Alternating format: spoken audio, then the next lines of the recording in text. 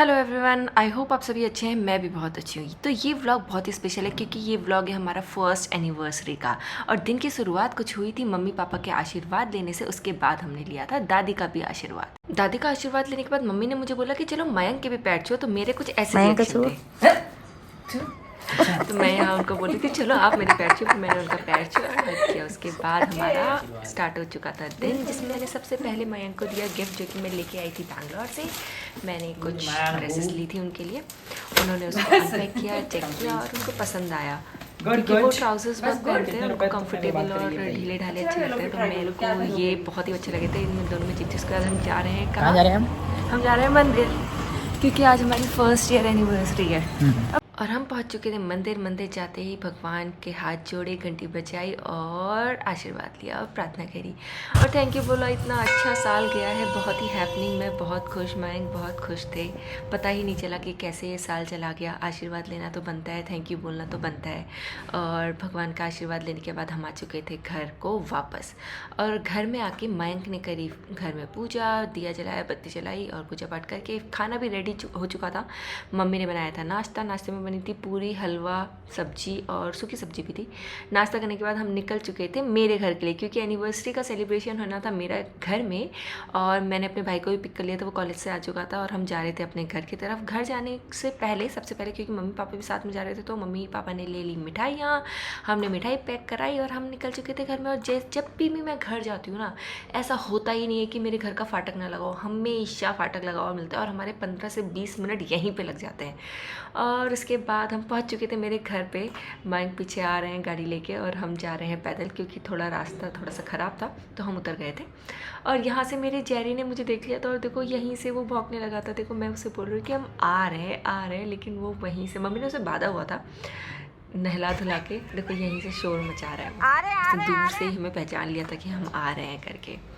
और जैसे ही हम घर पहुंचते हैं तो अंदर डेकोरेशन हो रही थी और मैं डेकोरेशन देख के बहुत खुश हो गई थी, क्योंकि बहुत ही अच्छे से डेकोरेट किया था और जैसा मैं चाहती थी कुछ उसी तरीके से बैलून्स और उसी कलर का, उसी थीम से बैलून सेटअप किए थे भैया ने, जो कि मुझे बहुत पसंद आए। आप कमेंट करके बताइए कि आपको कैसे लगे। और यहाँ पे देखो मैं झाड़ू लगा रही हूँ, तो मम्मी बोल रही है वीडियो बनाओ। मैं थोड़ा सा भी काम करती हूँ तो मेरी मम्मी खुश हो जाती है कि चलो कुछ काम कर रही है, और वो खुश हो जाती है, तुरंत फ़ोन निकाल के मेरी वीडियो बनाने लगती है। तो हम फाइनली पहुंच चुके हैं मेरे घर पे और मैं आपको एक चीज़ दिखाना चाहती हूँ। मैं ये रिकॉर्ड नहीं कर पाई थी जब हम हल्द्वानी से आ रहे थे, तो मैं कितना सामान भर के लाई हूँ गाड़ी में। एक बार दिखाना ज़रा, हटो साइड होना ज़रा। ये पूरी डिग्गी भरी हुई है, क्योंकि मैंने पैकिंग नहीं करी थी और मुझे समझ नहीं आ रहा था कि क्या क्या ले जाऊँ, इसलिए मैं जो भी था सब उठा के ले गई।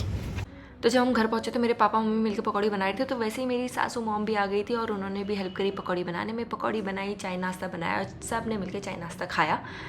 और उसके बाद मैं यहाँ पे मम्मी को बोल रही कि मम्मी किचन बड़ा है ना। मम्मी कह रही हाँ बहुत बड़ा है, मेरे हिसाब से तो बहुत बड़ा है। तो मैं कहती ऐसे ही बना लेंगे जब हम दोबारा बनाएंगे तो। और चाय पकौड़ी नाश्ता हो चुका था, सब मिलके बैठ के खा रहे थे। सब ने खाई, मैंने भी खाई, मम्मी ने खाई, दादी ने खाई। और दादी साथ में बैठे बैठे चाय पकौड़ी के साथ देख रही है हमारी शादी की एल्बम। और उसके बाद ना मैं कमरे में गई, तो कमरे में मुझे यहाँ पे कुछ अलमारी से खटखट की आवाज़ आई। मैं फिर मम्मी ने अलमारी खोली तो हमारी बिल्ली उसके अंदर गई। मेरे को लगा चूहा, मैं इतना डर गई, मैंने सोचा कि यार अलमारी में, मेरे को लगा कि चूहा घुस गया है। और पता नहीं कैसे अंदर चली जाती है। बिल्लियों को ना शायद ऐसे कोने डब्बे जैसी चीज़ें पसंद आती हैं, वैसे घुस जाती हैं। हम सब ने पकौड़ी खा ली थी। पकौड़ी खा के तो हम बिल्कुल फुल हो चुके थे, पेट भर के हमने पकौड़ी खाई थी। मोहित ने भी बहुत सारी पकौड़ियाँ खाई थी। और उसके बाद अब टाइम था शाम के खाने की प्रिपरेशन करने का। और पता है क्या, मेरा ये ऐसे सेलिब्रेशन ना मेरा जब छोटी थी, जब मेरा बर्थडे होता था तब हुआ करता था। मैं बहुत खुश रहती थी अपने बर्थडे में, तो मैं चाहती थी एनिवर्सरी भी ऐसे हो और दोनों फैमिलीज एक साथ मिलकर एनिवर्सरी मना रही थी। तो मैं तो बहुत ही ज़्यादा खुश थी। इससे ज़्यादा हैप्पी मैं क्या हो सकती हूँ, और कि मतलब दोनों फैमिली हम एक साथ मिलके अपना एनिवर्सरी मना रहे हैं। और ये टाइम बहुत कम होता है, हम बाहर रहते हैं तो अभी भी हम एक दूसरे के साथ ही सेलिब्रेट करते हैं। और जब घर हैं, ऐसी अपॉर्चुनिटी है कि दोनों फैमिली साथ में आके सेलिब्रेट कर सकते हैं, तो क्यों नहीं। और केक कुछ इस तरीके से आया था, बहुत ही प्यारा और सुंदर केक बना था। जैसा मैंने बोला था मम्मी को, मम्मी ने वैसा ही केक बनवाया था। तो मैं केक देख के भी बहुत हैप्पी हो गई थी और डेकोरेशन भी बहुत अच्छी लग रही थी। टीका लग चुका था, मामी ने टीका लगाया था। फिर उसके बाद दादी ने आया, दादी ने हमको पीठा लगाया और फिर मम्मी पापा ने भी टीका लगाया, सब ने हमको टीका लगाया। टीका लगाने के बाद फिर हमने केक कटिंग की भी प्रोसेस करी और मेरे को यहाँ पे मम्मी पापा ने गिफ्ट भी दिया एनिवर्सरी का। मुझे तो बहुत पसंद आया और मैं खुश भी हो गई थी गिफ्ट देख के।